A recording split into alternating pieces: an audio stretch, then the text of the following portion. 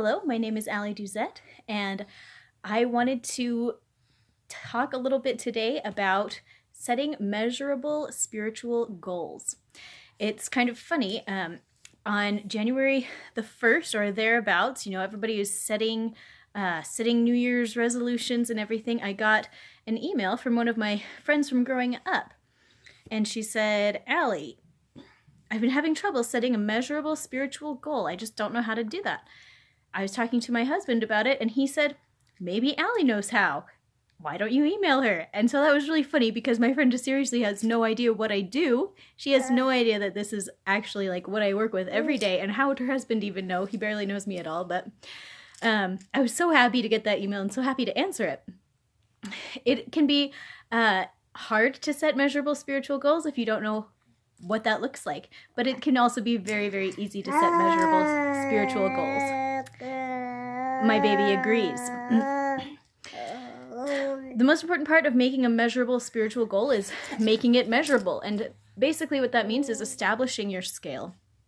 So one scale that a lot of energy workers use in the LDS energy work community is the temple. And they will say, they will compare a person's vibratory frequency to the frequency of the temple. And then they will assign the temple a number. What I often hear is 1,000. So if the temple is resonating at a frequency of 1,000, then what is your frequency? Are you at a 200? Are you at a 500? Are you at a 900? Are you at a 999? Wouldn't that be fabulous? Once you have a number to compare something else to, all of a sudden it can make things a lot more measurable. So what you can do is use that as a scale, or you could say the frequency of ultimate love. If ultimate love equals 1,000, then where am I? Or if ultimate patience is at 1,000, then where am I on the patience scale? And then to identify your own number, you can use intuitive calibration, like in one of my other videos, and just see what numbers come into your mind and breathe about them and take a deep breath and see how they feel. You can also muscle test. You could pray about it. You could do kind of an automatic writing where you write out in a journal or something like, what is my number on this particular scale? And then just set the intention that your body will write back the accurate number, and write whatever comes into your mind, and then breathe about it, pray about it, see if it feels accurate. You can also change to write with your non-dominant hand, which is often an easy, fast way to connect with your subconscious mind, which does know the answer. So that is one way that you can set measurable spiritual goals. Another way is to assign things on a scale of 1 to 10. And so, in Preach My Gospel, there is a page where I believe they do that right at the beginning, where it says, like, rate yourself on a scale of 1 to 10, how compassionate you are, how virtuous you are, how blah, blah, blah. And so that's another way to set a measurable spiritual goal. If your big goal is patience, then your goal is to be at a 10. And what does that mean to you? So you can write down, having a 10 of patience means I don't yell at my kids when I'm tired. I am still happy when I'm hungry, and I don't give in to the hanger, that kind of thing. And then what you would do is say, if that's a 10, then where am I on this scale? If that's a 10, then 1 or a 0 must be like out of control, impatient, and angry. And so what you just do is measure and figure out where you are on that scale. So after you have created your scale and determined where you fit on that scale, then what? Well, then you come up with a plan, right? And so if you're struggling with patience, your plan might involve maybe a daily meditation on patience, maybe daily scripture study dealing with issues relating to patience. You could look up all of the references to patience in the scriptures or something. You might set practice, kind of like the Stoics in ancient days, and find a way to practice being patient in a controlled setting where you are in charge. For example, like fasting would be a way to practice your patience. abstaining from different things for various lengths of time, all of that kind of thing would be a way to practice patience.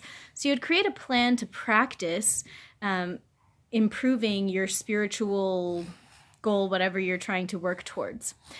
Sometimes our practice to raise our vibration or to improve ourselves in that scale, sometimes we have to give things up, sometimes we have to add things in, and usually we have to do both.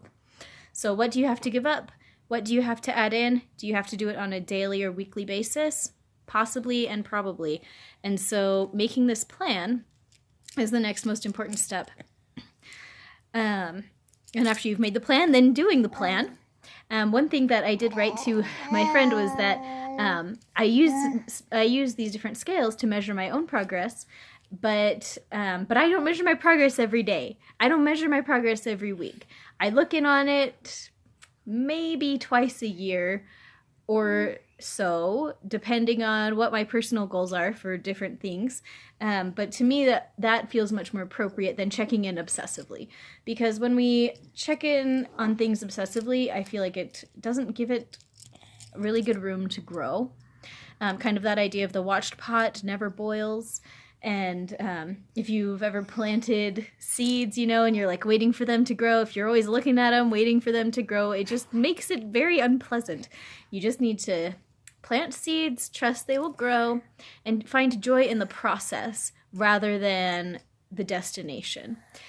Our destinations are always, they're always ahead of us, or else they wouldn't be, if we've already arrived, then we have a new destination, and so it is good to just relax and enjoy the journey and trust in the process. When you're looking at the scale every day, weight loss can be very miserable. If you focus on enjoying eating a salad every day for lunch instead of bread and pasta or something, then the weight will fall off, but you don't have to feel so negative as you continually measure your progress.